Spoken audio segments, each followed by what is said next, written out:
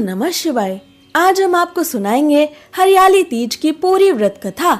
हरियाली तीज को हरतालिका तीज भी कहा जाता है और तीज का ये व्रत सुहागनों के लिए अत्यंत महत्वपूर्ण होता है। हरियाली तीज के दिन महिलाएं हरे वस्त्र, हरी चूड़ियां पहनकर श्रृंगार करती हैं। पकवान बनाकर शिव जी और माता पार्वती का पूजन करने के पश्चात झूला झूलती हैं तथा लोक गीत गाती हैं। विवाहित महिलाएं पहले सावन की तीज में अपने मायके चली जाती हैं, लेकिन जो नहीं जा पाती हैं वो अपने ससुराल में ही इस पर्व को मनाती हैं। आमतौर पर इस व्रत को विवाहित स्त्रियां ही रखती हैं, लेकिन जिन कन्याओं की शादी होनी होती है वो भी अच्छा पति पाने की इच्छा से इस व्रत को किया करती हैं। सावन के महीने में चारों तरफ हरियाली होने के कारण इस व्रत में हरे रंग की प्रमुखता होती है। हरियाली तीज की पूजा और व्रत बिना व्रत कथा सुने या पढ़े पूरा नहीं माना जाता। इसलिए आपसे प्रार्थना है कि ये कथा पूरी अवश्य सुने, क्योंकि अधूरी कथा सुनने से दोष लगता है। और कथा शुरू होने से पहले हमारे चैनल को सब्सक्राइब करके एक बार कमेंट्स में दिल से हर हर महादेव जरूर लिखें। आइए अब शुरू करते हैं हरियाली तीज की कथा। बोलिए उमापति महादेव की जय, गौरी शंकर भगवान की जय, श्री गणेशाय नमः। भगवान शिव शंकर कैलाश पर माता पार्वती को उनके पुराने जन्म का स्मरण कराते हुए तीज की कथा सुनाते हुए कहते हैं कि हे पार्वती, तुमने हिमालय पर मुझे वर के रूप में पाने के लिए घोर तप किया था। तुमने अन्न जल त्यागा, पत्ते खाए और सर्दी गर्मी बरसात में कष्ट सहे। साथ ही पर्वतराज हिमालय पर स्थित गंगा के तट पर तुमने अपनी बाल्यावस्था में 12 वर्षों तक अधोमुखी होकर घोर तपस्या की थी। इतनी अवधि तक तुमने अन्न ना खाकर पेड़ों के सूखे पत्ते चबाकर व्यतीत किए। माघ की विकराल शीतलता में तुमने निरंतर जल में प्रवेश करके तप किया। वैशाख की भस्म कर देने वाली गर्मी में भी तुमने पंच अग्नि से सुकोमल शरीर को तपाया। श्रावण की मूसलाधार वर्षा को तुमने बिना अन्न जल ग्रहण किए खुले आकाश के नीचे खड़े रहकर व्यतीत किया। तुम्हारे पिता तुम्हारी इतनी कष्टमयी परिस्थितियों और तपस्या को देखकर बड़े दुखी रहते थे। उन्हें बड़ा क्लेश होता था। तुम्हारे पिता पर्वतराज दिन रात अत्यंत दुखी रहते थे। तब एक दिन तुम्हारे पिता पर्वतराज के क्लेश, चिंता, शोक और दुख को देखकर मुनि श्रेष्ठ नारद जी तुम्हारे घर पधारे और पर्वतराज से कहा, हे पर्वतराज, आपको नमस्कार है। मैं क्षीर सागर निवासी शेषनाग की शैया पर शयन करने वाले त्रिलोकी नाथ भगवान श्री हरि विष्णु के सेवक हूँ। उनके भेजने पर ही मैं आपके यहाँ आया हूँ। वो आपकी कन्या पार्वती से प्रसन्न होकर उनसे विवाह करना चाहते हैं। अतः हे पर्वतराज, आप इस विषय पर अपनी राय बताएं। भगवान शिव माता पार्वती से बोले, तुम्हारे पिता पर्वतराज प्रसन्नता से तुम्हारा विवाह विष्णु जी से करने को तैयार हो गए थे।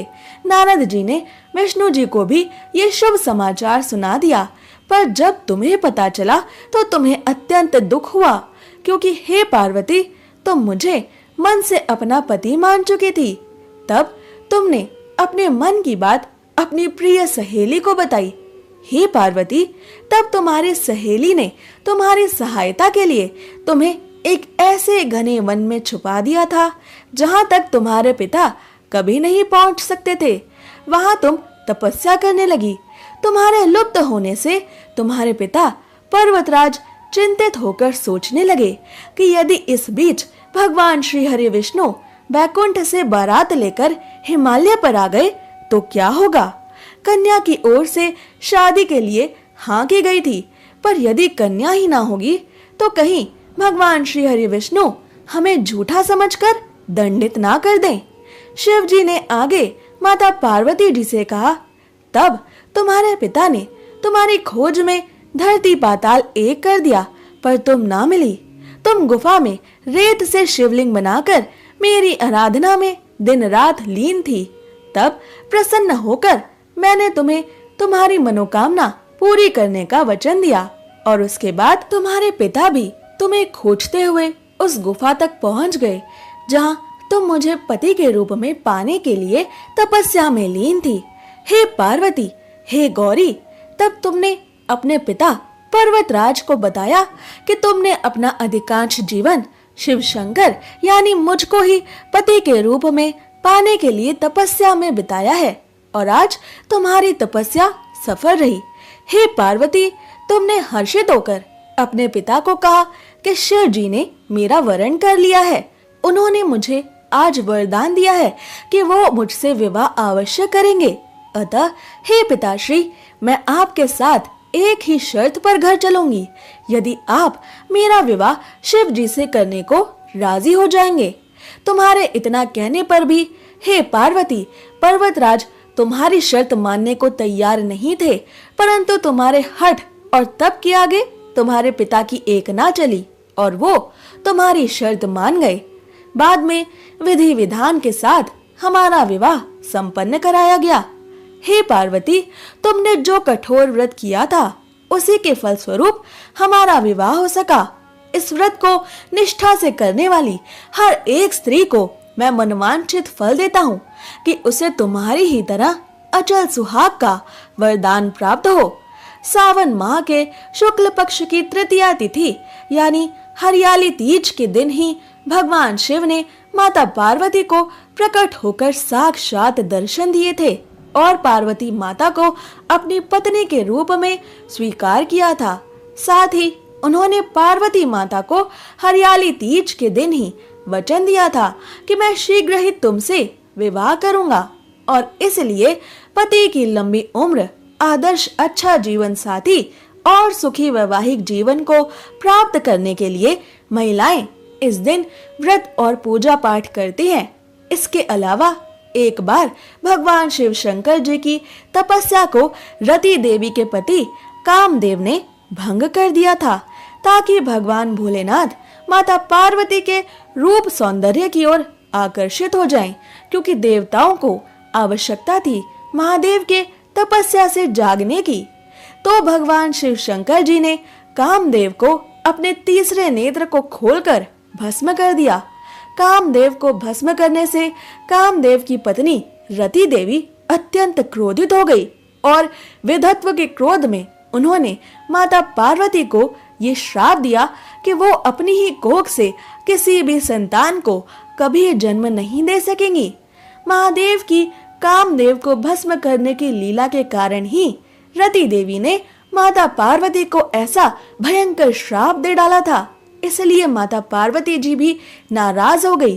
वो स्वर्ण गौरी की पूजा में लीन हो गई। तो सभी देवी देवता अत्यंत चिंतित हुए और उन्होंने भगवान शिव शंकर जी के पास जाकर उनसे आग्रह किया कि वो माता पार्वती जी के मन को शांत करने का प्रयास करें। इस प्रकार पवित्र सावन मास के शुक्ल पक्ष की तृतीया तिथि यानी हरियाली तीज के दिन ही भगवान शिव शंकर ने जगत जननी आदि शक्ति माता पार्वती को प्रसन्न किया था और इसी दिन महादेव ने माता पार्वती को पुत्र रत्न के रूप में विघ्नहर्ता प्रथम पूज्य श्री गणेश जी की उत्पत्ति का वरदान भी प्रदान किया था। इस कथा को सुनकर भगवान शिव शंकर से यही प्रार्थना है कि जैसा अखंड सौभाग्य जगत जननी माता पार्वती को मिला, उन्होंने शिव जी को अपने अखंड सुहाग के रूप में सदा सदा के लिए प्राप्त किया। माता पार्वती की प्रीति, उनका प्रेम, उनकी तपस्या अमर हो गई। वैसा ही सौभाग्य हरियाली तीज का व्रत करने वाली हर सुहागन स्त्री को प्राप्त हो। तो प्रेम से कहिए उमापति महादेव की जय, भगवान श्री गौरी शंकर जी की जय हो। ओम नमः शिवाय। आइए अब जानते हैं हरियाली तीज का महत्व, जिसे सुने बिना हरियाली तीज की कथा पूरी नहीं मानी जाती। सावन मास की हरियाली तीज के दौरान सृष्टि में बदलाव की प्रक्रिया होती है। ये त्योहार शिव शक्ति यानी भगवान शिव और आदि शक्ति माता पार्वती के मिलन का प्रतीक है।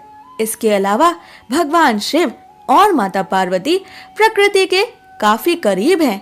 साथ ही इन्हें पृथ्वी का हरा रंग अत्यंत प्रिय है, इसलिए इस व्रत में हरे रंग की प्रमुखता होती है। विवाहित स्त्रियां इस दिन सवेरे उठकर सास के पैर छूती हैं और पूजन आदि के बाद सास को सुहाग की सारी सामग्री देती हैं। विवाहित स्त्रियों के मायके से सिंधारा आता है, जिसमें घेवर, फल और मिठाई तथा कपड़े आदि होते हैं। इस दिन 16 श्रृंगार के बाद महिलाएं शिव शंकर और पार्वती जी का पूजन करती हैं और कथा सुनती हैं। पूजा के बाद सुहागनें पति का पैर छूकर ये व्रत खोलती हैं। अगर आपको ये कथा पसंद आई तो इसे शेयर जरूर करें और ऐसे ही जरूरी जानकारियों और व्रत कथाओं को रोज सुनने के लिए हमारे चैनल को सब्सक्राइब करें।